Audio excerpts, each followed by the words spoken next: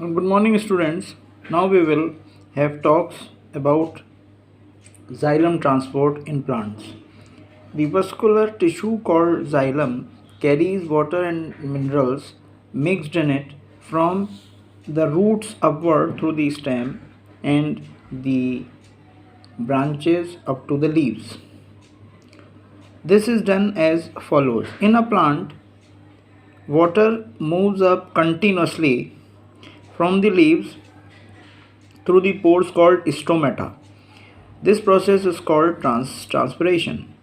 The continuous movement of water from the leaves makes a suction force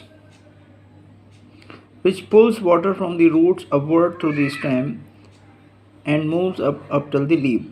The suction force produced in xylem vessels by the transpiration in plants is same to one which we make while taking Coca-Cola from a bottle with a straw.